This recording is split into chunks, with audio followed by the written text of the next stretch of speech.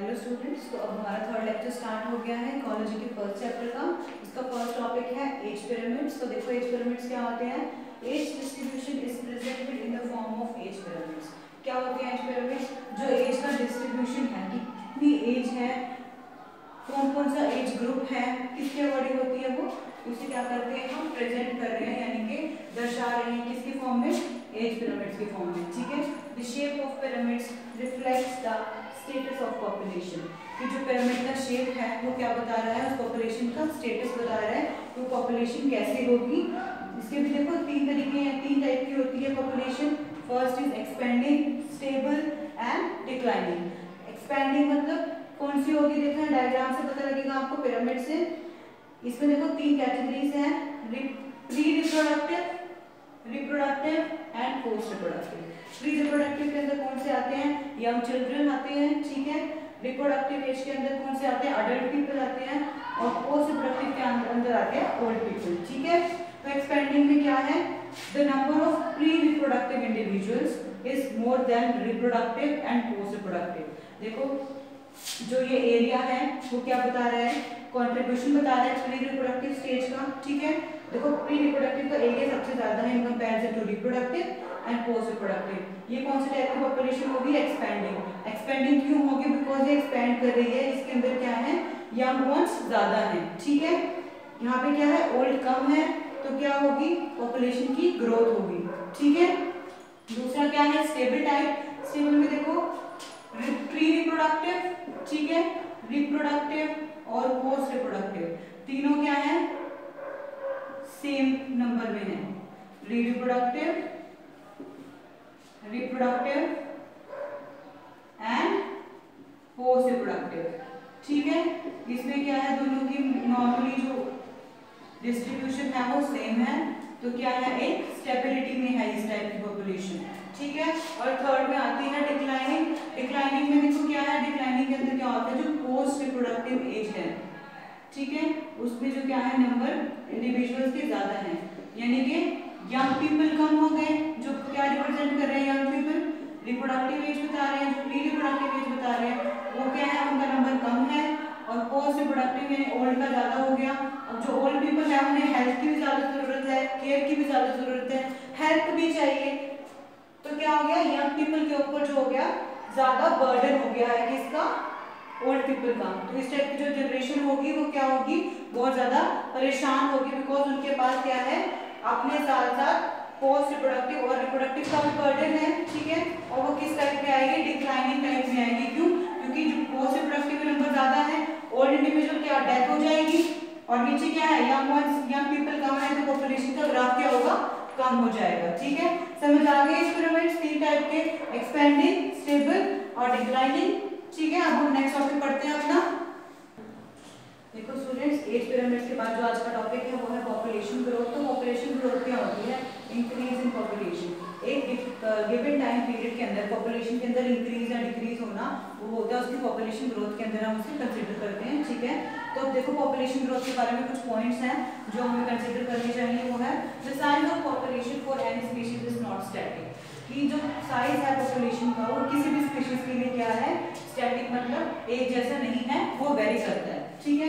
फिर दूसरा पॉइंट जो नोट करने वाला है वो देखो वो क्या है, it changes according to food availability, predation pressure and adverse weather. किस तरीके से चेंज हो रहा है, वो क्या चेंज हो रही है, इट किस रिप्रेजेंट किया गया है, पॉपुलेशन ग्रोथ के लिए। कि पॉपुलेशन ग्रोथ चेंज होती है तीन मेनली कंडीशंस पे। वो क्या है, फूड अवेलेबिलिटी, की फूड कितनी अमाउंट में फूड अवेलेबल है, कम है तो क्या होगा, कंपटीशन हो जाएगा स्पीशीज के बीच में और डाई कर सकती है स्पीशीज। ठीक है। फिर है प्रेडेशन प्रेशर। प्रेडेशन प्रेशर होता है कि एक स्पीशीज के प्रेडेटर्स कितने हैं। ठीक है। अगर प्रेडेटर्स ज्यादा होंगे तो क्या है, स्पीशीज के चांसेस ऑफ सर्वाइवल कम हो जाएंगे। अब प्रेडेटर्स क्या होते हैं, ठीक है, प्रेडेटर्स क्या होते हैं, ऐसे ऑर्गेनिज्म जो दूसरे ऑर्गेनिज्म को एज अ होस्ट ईट करते हैं, किल करते हैं, उन्हें हम बोलते हैं प्रेडेटर्स। तो अगर एक गिवन एरिया के अंदर एक स्पीशीज के ज्यादा प्रेडेटर्स हैं तो क्या होगा, प्रेडेटर्स प्रेशर ज्यादा हो जाएगा, ऑर्गेनिज्म क्या करेगा, सर्वाइव नहीं कर पाएगा। ठीक है। या उसकी जो पॉपुलेशन ग्रोथ है उसमें क्या होगी, फ्लक्चुएशन होगी। ठीक है। फिर तीसरा है एडवर्स वेदर। एडवर्स वेदर मतलब होता है कि ऑपोजिट कंडीशंस होना वेदर की, एटमॉस्फेयर में हमेशा एक ऑर्गेनिज्म सरवाइव करता है, एक स्पीशीज रहती है, उसके अकॉर्डिंग वेदर ना होना उसे बोलते हैं एडवर्स वेदर। अगर एडवर्स वेदर ज्यादा देर तक रहता है, उसकी ड्यूरेशन ज्यादा होगी तो क्या होगा, ऑर्गेनिज्म का सर्वाइवल मुश्किल हो जाएगा। ठीक है, ये कंसेप्ट है पॉपुलेशन ग्रोथ का। अब पॉपुलेशन ग्रोथ को स्टडी करने के लिए हम मेनली 4 चीजों का ध्यान रखते हैं। वो क्या है, नेटिलिटी, मोर्टेलिटी, इमिग्रेशन और एमिग्रेशन। ठीक है, तो नेटिलिटी क्या है, देखो it is defined as the number of birth in a given period of time. एक गिवन पीरियड के अंदर, एक निर्धारित समय के अंदर जितनी क्या होंगी, बर्थ होंगे, जन्म होंगे, उसे बोलते हैं नेटिलिटी। और मोर्टेलिटी क्या होता है, it is defined as the number of deaths in a given period of time. एक गिवन पीरियड के अंदर जितनी भी डेथ होंगी उसके नंबर को बोलते हैं मोर्टेलिटी। फिर होता है इमिग्रेशन और एमिग्रेशन। इमिग्रेशन की डेफिनेशन को ध्यान से पढ़ो, देखो, when number of individuals of same species have come into the habitat for a period of time। कि कुछ इंडिविजुअल्स क्या कर रहे हैं, ऑफ द सेम स्पीशीज, एक पर्टिकुलर एरिया में, फॉर एग्जांपल ए स्पीशीज है, ठीक है, ये उस एरिया की हैबिटेट में रहती है। ठीक है, अब वहां पे क्या हो गया, बी स्पीशीज के, या ये लगा लो ए स्पीशीज के क्या हो रहे हैं, और इंडिविजुअल्स आ रहे हैं एक पर्टिकुलर एरिया में, एक पर्टिकुलर गिवन पीरियड में। ठीक है, क्या हो रहा है, देखो दोबारा से, इमिग्रेशन क्या है, फॉर एग्जांपल ये ए टाइप की स्पीशीज एक पर्टिकुलर एरिया में रहती थी। ठीक है, वहां पे क्या हुआ, उसी सेम टाइप की स्पीशीज के कुछ इंडिविजुअल्स रहने आ रहे हैं, किसके लिए, for a period of time, कुछ समय के लिए, तो उसे बोलते हैं इमिग्रेशन। ठीक है, अब है एमिग्रेशन। अब एमिग्रेशन क्या है, देखो, when individual of same species have come into the habitat for period of time। क्या हो रहा है यहाँ पे कि जो क्या है एमिग्रेशन में, एक गिवन पीरियड के अंदर, ठीक है, जैसे फॉर एग्जांपल ए को ही ले लो, ये जो ए स्पीशीज है कुछ टाइम के लिए किसी और एरिया में, फॉर एग्जांपल वो एरिया है डी, उस एरिया में जा रही है थोड़े टाइम के लिए, तो उसे क्या बोलते हैं, एमिग्रेशन। ठीक है, ये 4 फैक्टर्स हैं जो क्या रिस्पॉन्सिबल होते हैं, हेल्प करते हैं बताने के लिए कि पॉपुलेशन ग्रोथ कैसी होगी। कौन कौन से फैक्टर्स हैं, नेटिलिटी, मोर्टेलिटी, इमिग्रेशन और एमिग्रेशन। ठीक है, समझ आ गया। तो स्टूडेंट्स देखो, अब हम एक चार्ट के थ्रू पढ़ेंगे कि पॉपुलेशन डेंसिटी कैसे निकालते हैं हम। देखो, पॉपुलेशन डेंसिटी को रिप्रेजेंट करते हैं हम एन से, नेटिलिटी यानी कि नंबर ऑफ बर्थ कितना हुआ है गिवन पीरियड टाइम में, उसे रिप्रेजेंट किया हमने बी से।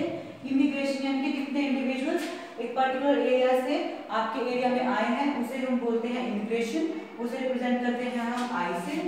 ठीक है, मोर्टेलिटी यानी कि नंबर ऑफ डेथ्स, कितनी डेथ हुई है एक गिवन पीरियड टाइम में पर्टिकुलर एरिया में, उसे हमने रिप्रेजेंट किया है डी से। और एमिग्रेशन मतलब क्या होता है कि नंबर ऑफ इंडिविजुअल्स अपने एरिया से दूसरे एरिया की तरफ माइग्रेट करे हैं, डिस्ट्रीब्यूट हो गए हैं कुछ टाइम पीरियड के लिए, उसे बोलते हैं एमिग्रेशन, उसे हमने रिप्रेजेंट किया है ई से। अब देखो, आप लोग नोट करोगे कि मैंने नेटिलिटी के पास प्लस का निशान लगाया, इमिग्रेशन के पास प्लस का लगाया है, मोर्टेलिटी और एमिग्रेशन के पास नेगेटिव का लगाया है। तो इसका मतलब क्या है, जितनी नेटिलिटी हो रही है, जितने बर्थ रेट हो रहे हैं, वो क्या हो रहे हैं, आपकी पॉपुलेशन डेंसिटी के अंदर ऐड हो रहे हैं। ठीक है, जितने लोग बाहर से आ रहे हैं कुछ टाइम पीरियड के लिए, वो भी आपकी पॉपुलेशन डेंसिटी में ऐड हो रही है। लेकिन जितनी डेथ रेट हो रही है और जितने एमिग्रेशन हो रहे हैं, वो क्या हो रहे हैं, आपके पॉपुलेशन डेंसिटी से एक्सक्लूड हो रहे हैं। ठीक है, अगर अब हम बोले कि हमें इक्वेशन चाहिए राइट करने के लिए कि हमें पॉपुलेशन डेंसिटी निकालनी है पर्टिकुलर टाइम पीरियड टी के अंदर, तो हम उसे कैसे निकालेंगे, देखो, n t+1 यानी कि पॉपुलेशन डेंसिटी उस t टाइम पीरियड पे जो हमें चाहिए, टोटल पॉपुलेशन डेंसिटी कब, t टाइम पीरियड में। ठीक है, किसके इक्वल होगी वो, nt यानी कि कितनी पॉपुलेशन डेंसिटी पिछले सेंसस में निकली है उस टाइम तक। ठीक है, प्लस देखो ब्रैकेट स्टार्ट करके b+i माइनस में d+e, b+i यानी कि नेटिलिटी प्लस इमिग्रेशन का रेट, उसको प्लस कर देना है, और फिर क्या करना है, d+e में डेथ रेट और इमिग्रेशन को प्लस करके टोटल में से क्या कर देंगे, हम माइनस कर देंगे। अब इसे माइनस क्यों किया d+e को हमने, क्योंकि d क्या है, डेथ रेट है, और e है एमिग्रेशन, जो अब एट प्रेजेंट इस पॉपुलेशन डेंसिटी में काउंट नहीं होंगे। ठीक है, तो देखो हम लोग स्टार्टिंग से क्या क्या पढ़ चुके हैं, इकोलॉजी, उसकी डेफिनेशन, लेवल ऑफ ऑर्गेनाइजेशन पढ़ा, उसके बाद हमने पढ़ा ऑर्गेनिज्म और उसके एनवायरनमेंट की क्या इंटरेक्शंस होती हैं, फिर हमने पढ़ा कि कौन कौन से अबायोटिक फैक्टर्स हैं, कौन कौन से अबायोटिक फैक्टर्स थे, लाइट, टेम्परेचर, सॉइल, वाटर, फिर हमने क्या पढ़ा, रेस्पॉन्सेज पढ़े कि क्या क्या रेस्पॉन्सेज हैं किसके, ऑर्गेनिजम्स के, ठीक है।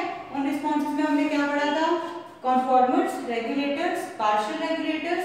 फिर हमने क्या पढ़ा, पॉपुलेशन एट्रीब्यूट्स, जिसमें हमने कौन कौन से टॉपिक पढ़े, पॉपुलेशन एट्रीब्यूट्स के अंदर हमने पढ़ा था बर्थ रेट, डेथ रेट, और तीसरा कौन सा पढ़ा था, हमने पढ़ा था एज पिरामिड्स, ठीक है।